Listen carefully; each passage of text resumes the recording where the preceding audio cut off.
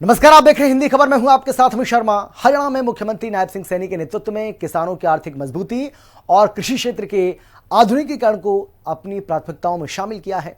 सरकार की नीतियों का उद्देश्य सिर्फ फसल उत्पादन बढ़ाना नहीं, बल्कि किसान की लागत घटाकर उसकी आमदनी और आर्थिक सुरक्षा को मजबूत करना है।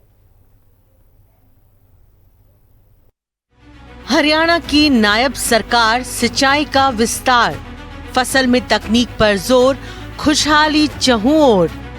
सरकार किसान हितैषी, उन्नत हो रही है कृषि। मेरा पानी मेरी विरासत, सिंचाई हरियाली। हरियाणा में मुख्यमंत्री नायब सिंह सैनी के नेतृत्व वाली सरकार ने किसानों की आर्थिक मजबूती और कृषि क्षेत्र के आधुनिकीकरण को अपनी प्राथमिकताओं में शामिल किया है। पिछले 11.5 सालों में कई योजनाओं के माध्यम से किसानों को पारदर्शी तरीके से आर्थिक सहायता, फसल बीमा, सिंचाई सुविधा, कृषि तकनीक और बाजार उपलब्ध कराने पर जोर दिया गया है।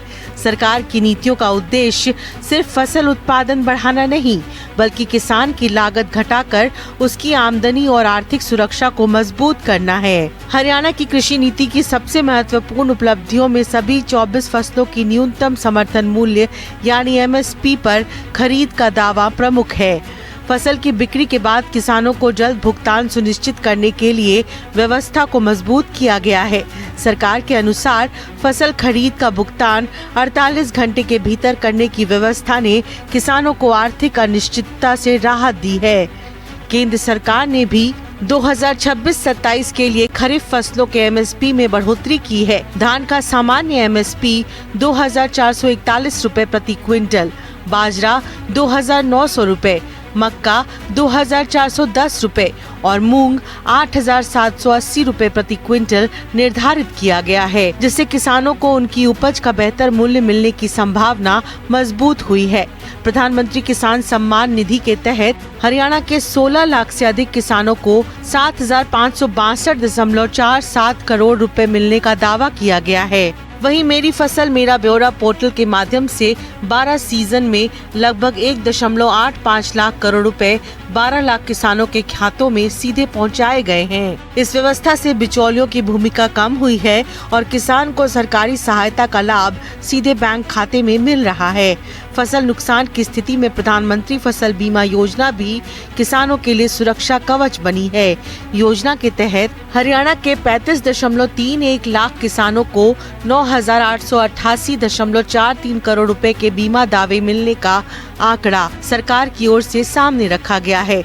धान की खेती पर निर्भरता कम करने और भूजल संरक्षण के लिए मेरा पानी मेरी विरासत योजना के तहत धान की जगह दूसरी फसल लेने वाले किसानों को 8,000 रुपए प्रति एकड़ प्रोत्साहन दिया जा रहा है।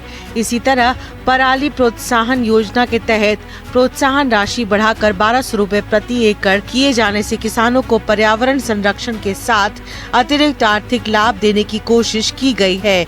ये नीति किसान की आय को केवल एक फसल तक सीमित रखने के बजाय फसल विविधीकरण को बढ़ावा देती है।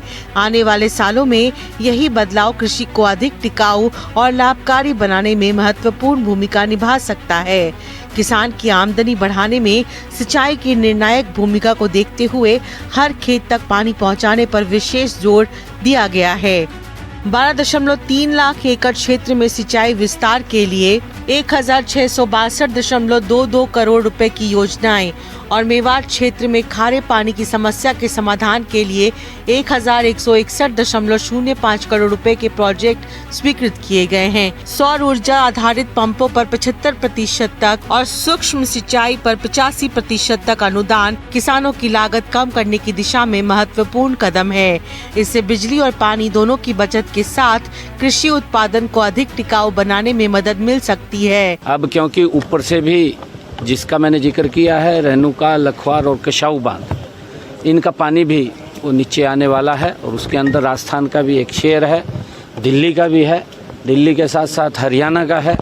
और ये पानी की मैनेजमेंट आदरणीय प्रधानमंत्री जी के नेतृत्व में और आदरणीय CR पाटिल जी लगातार, आदरणीय हमारे गृह मंत्री अमित शाह जी लगे हुए हैं कि पानी का सदुपयोग हो। सरकार ने किसानों की आय के वैकल्पिक स्रोतों को भी बढ़ावा दिया है।